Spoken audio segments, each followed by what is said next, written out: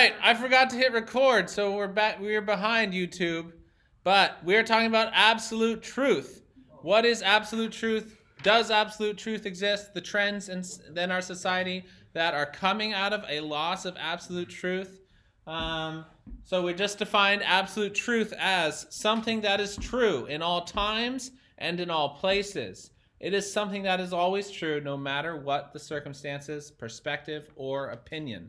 So basically, you can say this is true. This is really coming off of Jacob and Chelsea's lesson on is the Bible relevant for today? Because think about it.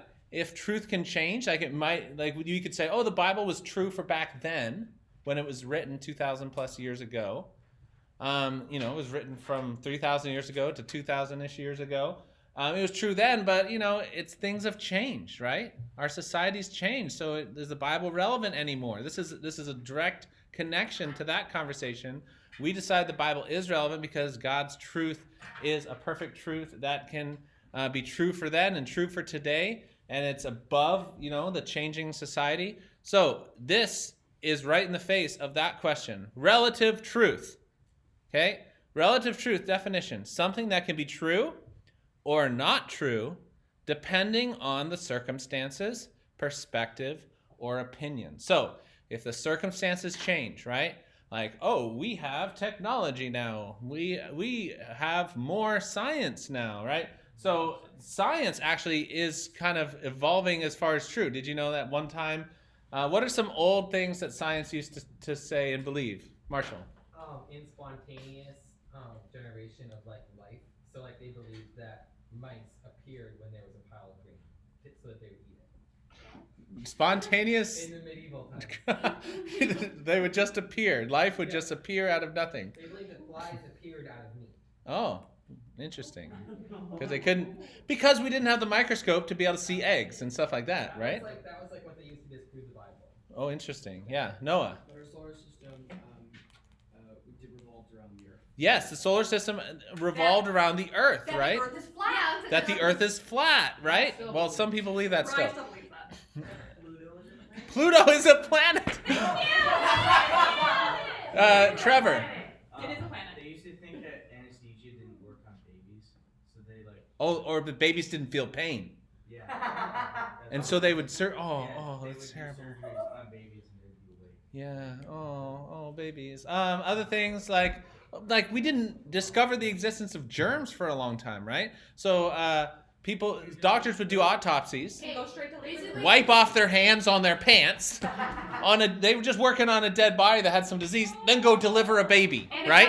And the infant mortality in women's infections were so high. Yes. And a guy in Australia finally was like, I think we should wash our hands. But if they look clean, it is clean, kind of thing. We couldn't see the invisible a big germs. thing in- The more work you did, the better doctor you were. The more blood you had? The more dirty. Oh, the more dirty you were. Well, also, what did they do to George Washington? Bloodletting. Yeah, I was gonna say- They thought your blood was poisoned, so they'd let it out of your body, They right? thought everything was due to the imbalance of tumors.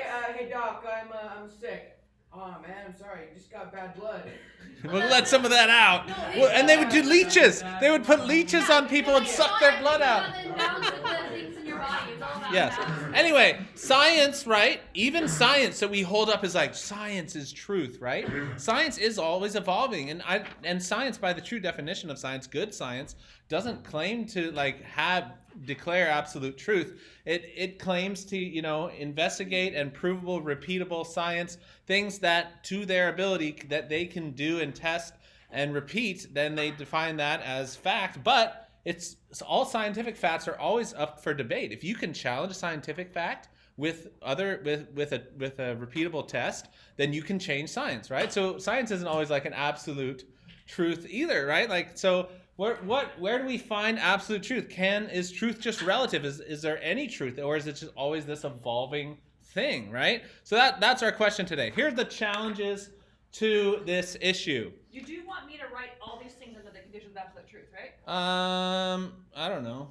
Do you have room? That's a lot to No, I write don't down. have room on my paper. You don't have to write down that. Okay, here's the challenges. What if all truth is relative because everyone has different perspectives, right? Everyone's different, right? Everyone has different things. We've all been raised differently. We all have different things, so isn't just truth just relative to everyone's different? So what's true to you is true to you, and what's true to me is true to me. Why can't that just work? We can That all dress just is purple. the pink No, and the okay. pink and Tink's right. silver dress or the No, white. it was white or blue. What's that golden? Right? Like I see it this way, you see it this way. We're both right. Why can't we all just agree? Why can't we all just get along? Right? Noah. Well, like, nobody is saying that it's true for you. It's true for you. It may not be true for me. That's totally contradictory to itself. And But if truth is relative, yes, but it's not. But it can't be relative. It's Why not? Impossible. You have to change it. yeah, but what I believe, I can believe what I believe, and why can't we all just get along? Huh? Well, because the thing is that we all, it's what we think is true, and then it should be true to everyone else, but it's not true to them. But then it's an opinion. An opinion. It's technically not an opinion because if it's true to you, then like in your opinion, then it is true for everyone. Then it's like true for everyone. So like, for us, like it's true for us like Christianity. We go to heaven. Other people don't believe that, but we believe that it's true for everyone. So it's impossible for it to be true for somebody else. And Oh, you're saying if I believe something that is, if I believe in a universal truth, then that can't be because it applies to other people. So maybe they would cut out You might It's believe this personal pen- truth. It's you may personal. Personal believe this truth pen's only. gray, but I'm trying to think it's kind of a. No, but you brought up a good point, right? Christians believe. This is why Christians, even though, kind of like we need to accept all religions and all these, accepting of everyone, except for people who claim to have the only truth. To be exclusive. Those people will be excluded from kind of the all religions thing because we're not okay with a all roads lead to heaven, everyone can be right. We are claiming that people who don't believe in Jesus Christ don't go to heaven. So we have an exclusive truth. So exclusive truths are not allowed in relative truth, right? Because your truth is claiming something that can't be true under relative truth, that you have the corner on truth. There's too many truth things. So does that make sense? Like, so exclusive truths don't fit into relative truth. Right, So if right. you say your truth is true for everyone, that doesn't work. Right, it's about tolerance. Like Well- I'm like a tolerant person's like I believe anyone can be who they are, they can believe whatever they want until they encounter me, and I don't have a tolerant faith. My faith says there's only one way to heaven. So And all of a that's sudden I'm cut out because I'm not tolerant. so that's the challenge. A lot of Christians are They have to frustrated be with like the reciprocated. state of our society, and it's like, you say to accept everyone, what about accepting me and what I believe? But they would say, because you have an exclusive truth, then relative truth doesn't accept exclusive truths that you apply to everyone, right? It's just like personal truths that are relative generally. Yeah, Marshall. I was wondering, do you think that this is the wrong way to ask the question? It's like presuming that absolute truth could not exist, but the question should be, does relative truth exist? Ooh, interesting. Does relative truth exist? Well, actually, that's one thing I kind of get up into, and in the area of opinions, it kind of does, right? Like, I have it somewhere. What did I write down? Is that or just perspective? I think that flower or that painting is beautiful, and you think that painting is ugly. That's true to you, and that's true to me, and that's a matter of opinion and feeling, and that can be true. You think it's ugly, I think it's beautiful, right? So there, I think relative truth on a level does exist, and I wouldn't call it truth, but opinion, right? So things are relative from different perspectives. So the question is, does that apply to everything? So I think it is the right way to ask the question, because I think you could say that's truth. It's true that you believe the painting's ugly. It's true that I believe the painting's beautiful, but they're different, right? And they're opposed. Okay, we need to keep going. Challenges. What about scientific realities? We talked about that a little bit. What about mathematic realities? 1 + 1 = 2. No. For me, 1 + 1 = 3. Like, 1 + 1 + 1 = 1. oh, the Trinity. About God the Father, God the Spirit, God the Son, and it says 1 + 1 + 1 = 1. Okay, I'm going to keep moving through this and we can get to the verses. If absolute truth does not exist, can God exist? In a world where there is no absolute truth, can God exist? To those people without absolute truth, God probably doesn't exist. They are their own. I would say if we embrace relative truth and that no absolute truth exists, God cannot exist. Because, like we talked about, there's exclusivity, and that God made the universe. Like if that's a negotiable fact, like God can't exist within that world of relative truth. I don't think you can embrace relative truth and the existence of God. Here are the conditions of absolute truth. You don't have to write this down, but Jessica put it up there. Yeah, Thank you. I thought it was important, actually, Yeah. as we define it. It's kind of like going Truth along is with the not a definition. defined term. Okay, truth is defined as being absolute if it possesses the following qualities. The truth is discovered, not invented. You can't create absolute truth. So there goes relative truth. Boom, gone. You can't like come up with the idea, right? Because then it's in kind of an opinion. It's a man-made. It has to be discovered. It has to be exist whenever anyone can discover the truth, right? Anyone can come along upon the truth themselves. It can't be invented. Which is why we give the word of God. Truth is transcultural. It can be conveyed across different cultures. It's not just true for one culture, okay? So this actually puts the bearing pretty high on what absolute truth is, and maybe some things we think are absolutely true are not, right? So that's why your idea of a picture being pretty or not pretty is not even in this area. No. You're not even in that zone. Yeah, but basically you're applying that concept to all truth. And like we're talking about science, like no, it's not necessary. Like it's up for negotiation because you can discover it. And it's kind of like if that is our condition of truth. Truth is unchanging. It can be conveyed across time. If it's absolutely true, it's absolutely true for all times. It can't change. I'm going to finish this, Ollie. Beliefs cannot change a truth statement, no matter how sincere they may be. I believe this with all my heart. That's wrong. Like no, then you can't change the truth, no matter how hard you believe or how much you feel. Truth is unaffected by the attitude of the one professing it. All truths are absolute. Truth is knowable. So if it's true, if absolute truth has to meet these conditions, that they can be discovered and known by anyone at any time in any culture. It has to be discoverable and real. I'm going to play this video now before we get into the Bible verses. This is the 1 minute apologist guy. The question is truth true for you but not for me? More volume. Is truth true for you but not for me? I always hear that. I usually say, is that true for everybody? Is true for you but not for me true for everybody? Because if true for you but not for me is true for everybody, then true for you and not for me can't be true because it's true for everybody.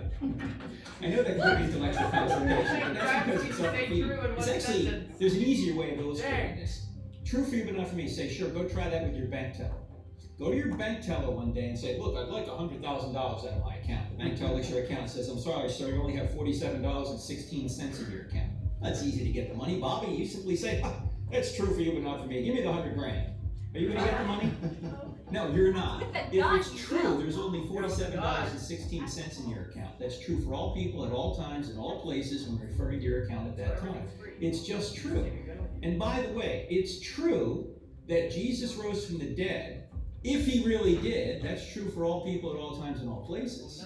If he really did. Of course, it's not true if he didn't rise from the dead.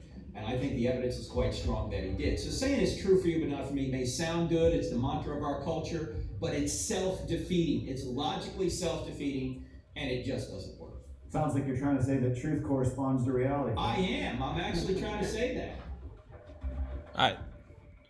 That makes sense at all? No, I'm so confused. Truth has to correspond to reality. I know.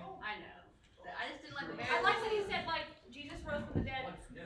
Like it's true if he actually did. Right. Like we can't go preach Jesus rose from the dead if he hasn't risen from the dead. Right. That can't be a thing that we just made up.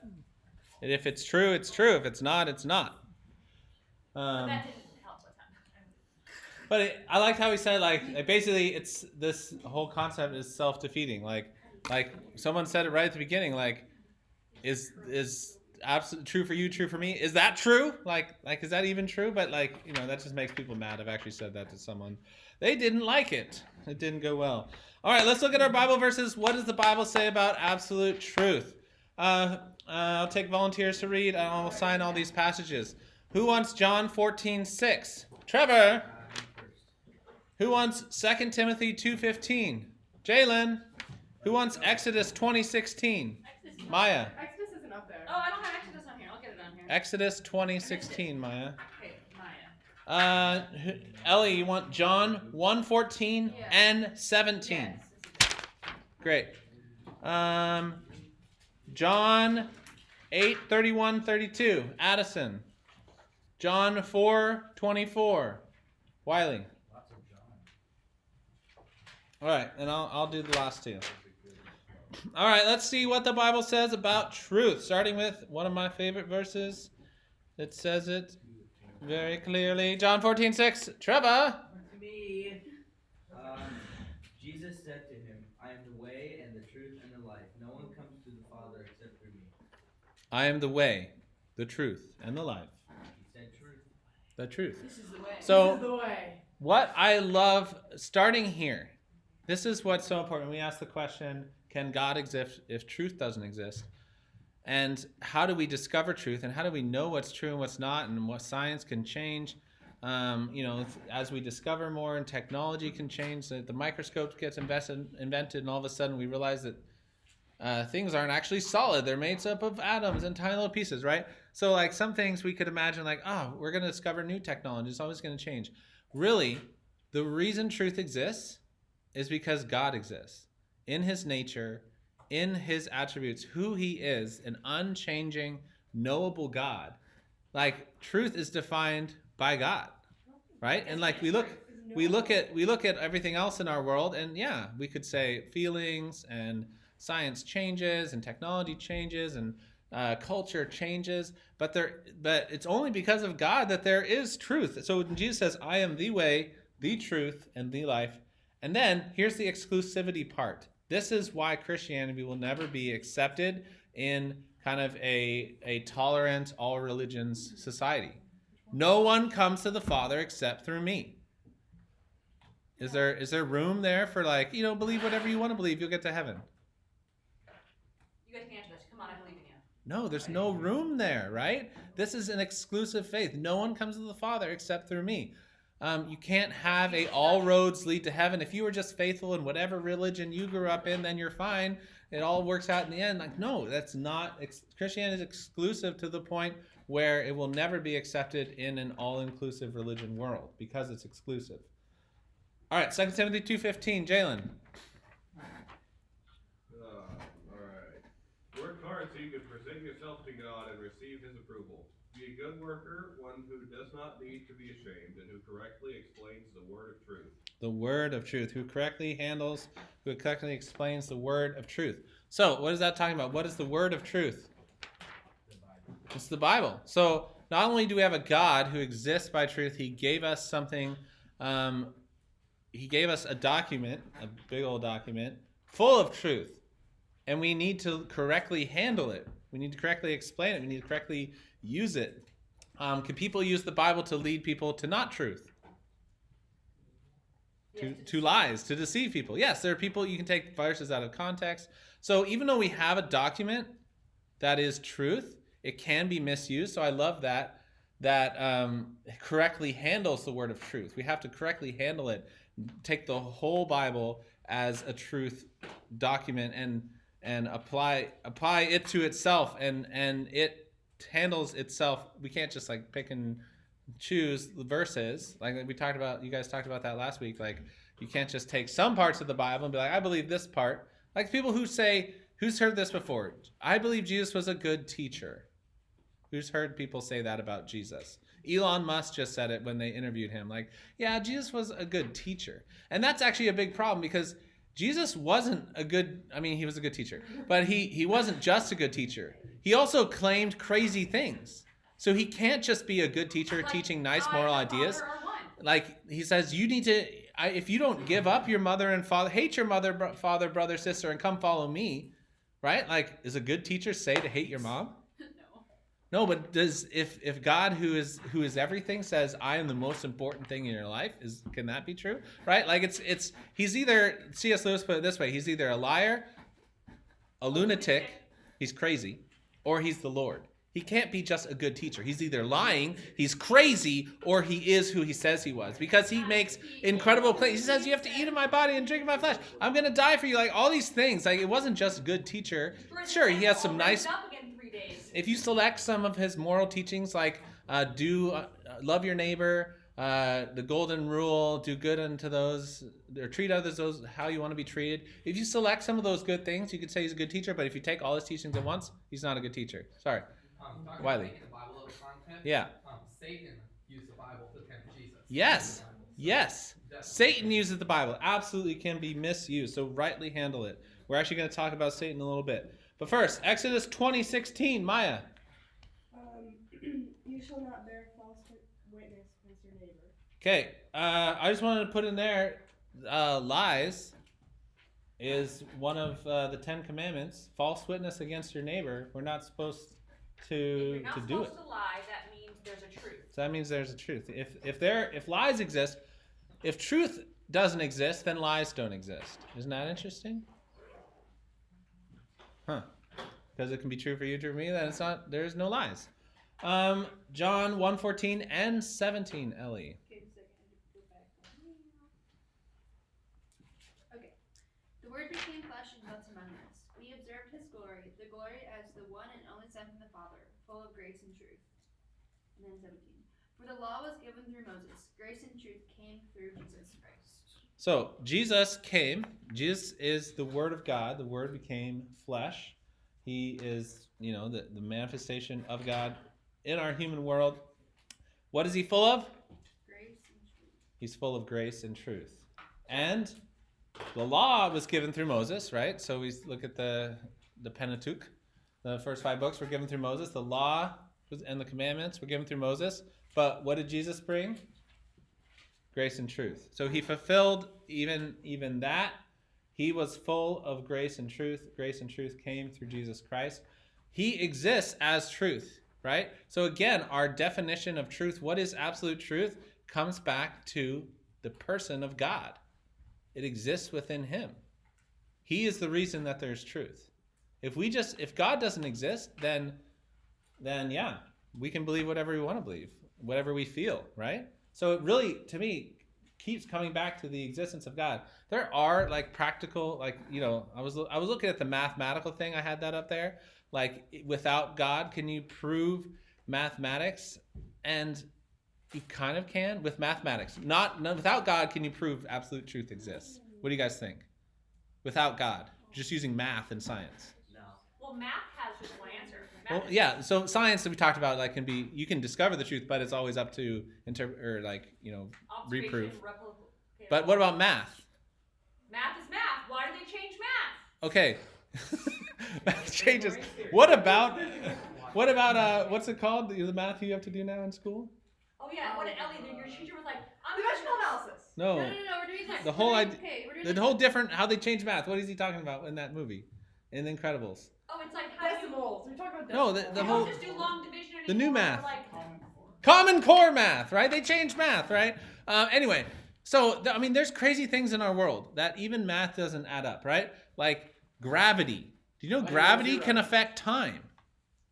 That's provable. They've sent clocks up in different spaces. Gravity has an effect on time. Okay, this is how we're gonna discover time travel. I think. Black hole, then Black hole. black holes right now. If you go in a black hole, time slows Yeah, down. For gravity you. has an Everything effect on around you time. speeds So up.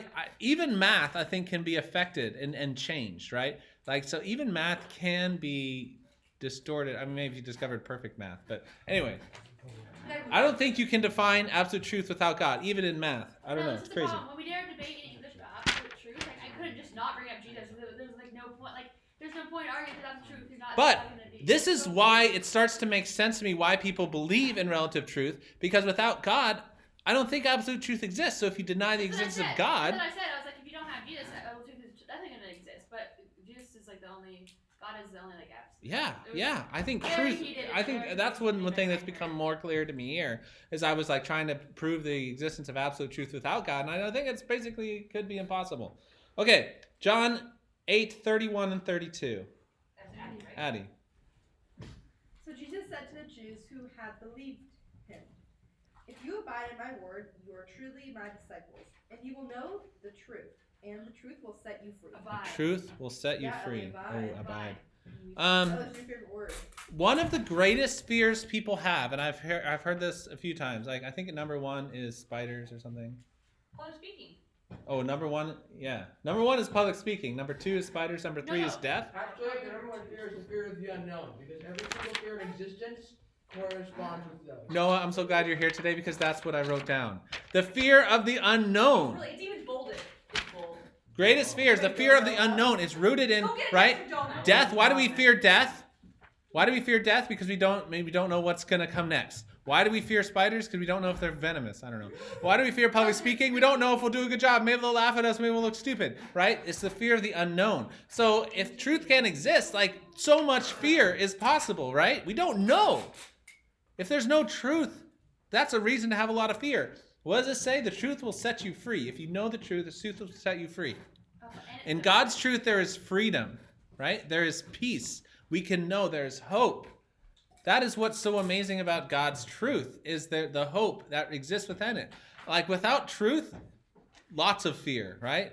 Can I circle back? That's why we talk about if these people who have terminal illnesses, if they are believers, and it's still tragic. So I know people who have lost children, so I don't want to undo that. But you will look at death differently if you know there's eternal life. I tell people, we don't live in this world alone. We live for another world. This is not it. So we will look at death differently as believers because we don't have fear. Okay? We don't have fear for eternity. And I'll come back to abide. Yes, abide, to continue in, to What's my remain. favorite word, guys? John 4:24. Did I give that one out? Wiley, I think. Wiley. God is spirit, and those who worship him must worship in spirit and truth. Must worship in spirit and truth. What do you think that means?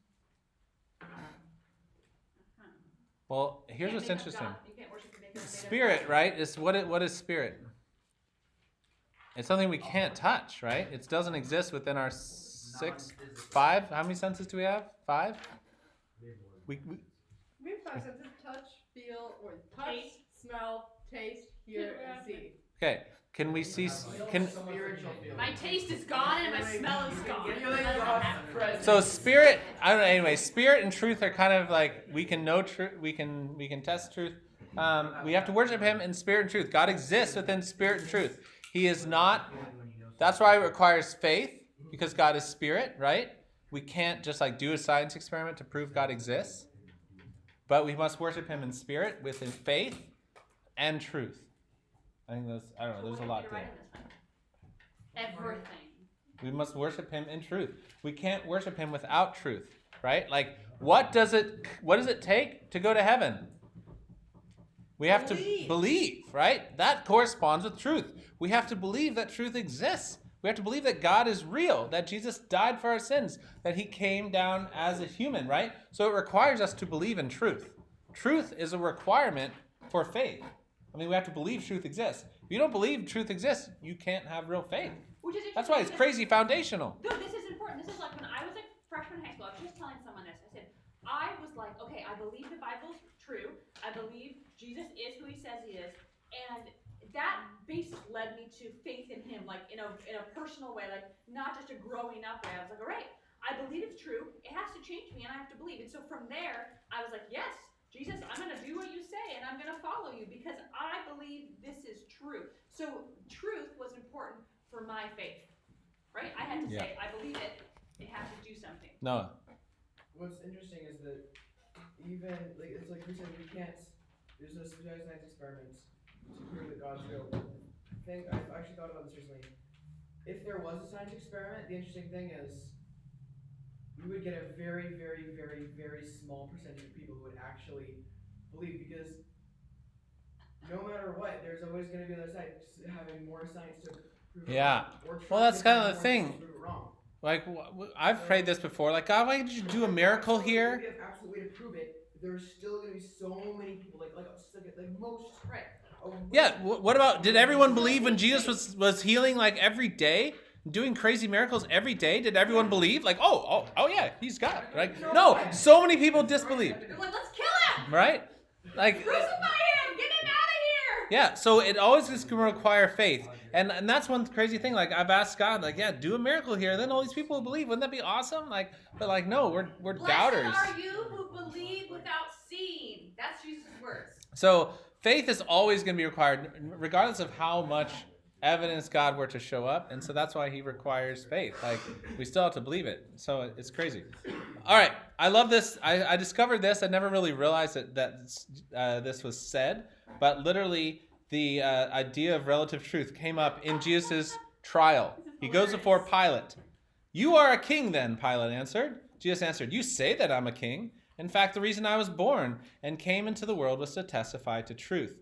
Everyone on the side of truth listens to me. What is truth? Asked Pilate. What is truth? He's like, what is truth? With this, he went out to the Jews, got there and said, I find no basis for a charge in him. Even Pilate was questioning truth, right? Interesting. John 8:44, my last verse. About Satan. Who brought up Satan earlier? You did, Wiley. Here's what I want to talk about with Satan. You belong to your father, the devil. You want to carry out your father's desires. He was a murderer from the beginning, not holding to the truth. For there is no truth in him. When he lies, he speaks his native language, for he is a liar and the father of lies. So, if you think about where Satan came from, where did Satan come from? Where was he before he fell and before Lucifer? He was in heaven with God. He was one of the most powerful angels, one of the most beautiful angels. He was the bringer of light, right? So, who knows that God exists? Satan knows God exists. He was in his presence. All of the demons that are in people are always like, it's you, Jesus. Right. The demons and Satan know God exists, but what do they tell everyone? What do they want everyone to believe? They want everyone to believe that God doesn't exist. That God is not who he says he So is. Satan is the father of lies. He created lying. He created deception. He loves lies. His native language is lies. He knows the truth, but he refuses to believe it somehow, even though he saw it with his own eyes, right? He was in the presence of God. When you are confronted with the truth, you either have a choice to believe it or to live in lies. There is no middle ground. There is no relative truth. There's no in between. You will either be followers of Satan, of lies, or you will embrace the truth. Yeah, crazy. You have to live in a made-up world. All right, short answer. Oh, gosh, you gotta get there. Does absolute truth exist? Yeah. Yes. Yes. Why? Because God cannot exist with absolute. Yeah. My answer is yes. If God exists, absolute truth exists, right? Absolute truth is rooted in God, and they can't be separated, and I don't think they can really be found outside of God. And so that's the problem. Like, we're going to see this in our culture. It's not going to go away. Relative truth is not going to go away, because people who don't find truth in God, if they're trying to find truth in other places, they're not going to find it. They're going to find things that are true for today and maybe true then, but not true tomorrow, and true for you, not true for me. If without finding truth in God, they're going to find a whole mess, and they're not going to find truth. Yeah. So if absolute truth doesn't exist, then it would be true to say that nothing exists, right? Sure, for you, if you want to say it, fine. I don't know. What's true for you is true for you, not for me. It doesn't affect me if you don't believe nothing exists. If you don't believe anything exists. Right? Like it's a whole wormhole. But really, when our world gets so convoluted on what is right and wrong, and this is the only way that people will be able to come to rectify all these crazy things, right? Like, you say you're a boy, but you're a girl. You say this is okay. You say that's okay. You say, you want to marry a toaster. I guess, like, you're in love with a toaster. You said you're the... No, there's a guy who's going to marry a robot. He's in love with the robot he created because he made her have emotions. Oh, no. I've seen this movie. Oh, no. This is bad. I'm serious. I'm actually very serious. He's trying to marry a robot. So it's like, if that's true for you, and you can do whatever you want, do whatever you feel based on your feelings, like, the world is going to get even messier. Yes, don't follow your heart. That's crazy. All right. Hey, this is what Bill talks about even today, about following your heart. Don't follow your heart. Disney lies to you.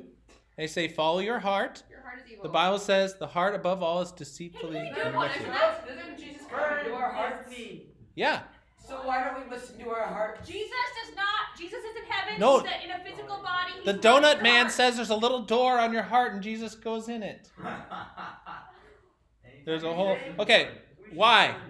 We live in a material. Listen. All right, here's my subpart. You don't have to write all this down. We live in a material world with physical constraints.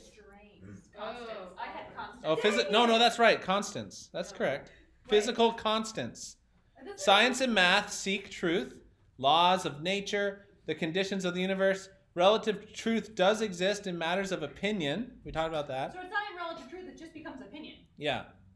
Well, I'm gonna it's say, true for you, quote, true for you. Relative truth. I think the bird is beautiful. You can think it's ugly. We can both be right in matters of opinion. But I can't say 1 + 1 = 3. You can't say equals 2. I Both be can. right. They're matters of reality, absolute truth. I can say 1 + 1. But then we get down to the ideas of moral truth. This is. I went down this rabbit trail and I discovered that I don't know if I could really do it. So that's what some of this is from. What about moral truth? Could you convince someone that the most basic moral truth that I can think of is wrong for everyone? Murder for fun is wrong. What? I think you're joking. Could you convince everyone in the world of that? Could you convince everyone that that's a universal morally wrong thing? No. Murder for fun I is still wrong. believe it is fun. If you don't exist, then the killing is not wrong. It's all a simulation. We're just in the Matrix, so it's not real, right? So this is what's crazy. I tried to there were some things that I thought like math maybe or like an ultimate relative truth that we used to talk about this all the time, debate this, and we thought we could like prove that absolute truth exists in the world without God. But I don't know anymore. This is what's crazy. Like, yeah, we're on a computer, so it doesn't matter. Murder for fun, it's just deleting a video game, right? So you can't. It's crazy. Like I've come to the point where only absolute truth exists in God. I can't even prove it in math or in murders for fun is wrong. That's what's crazy. Yes, Henry. Is killing bugs or animals murder? God killed No, the first animal. killing isn't murder. Killing and murder, there's two different words for kill and murder. Yeah, it is Apologetics. Yeah, we talked about this. And actually, the King James Version got it wrong and used "thou shalt not kill" in the Ten Commandments when there's a different word. Like in English, we have two words for kill and murder. Like you kill your cow to have a hamburger, right? Is that murder? No, they're different. Anyway, that's a different subject. Anyway, this is what's crazy.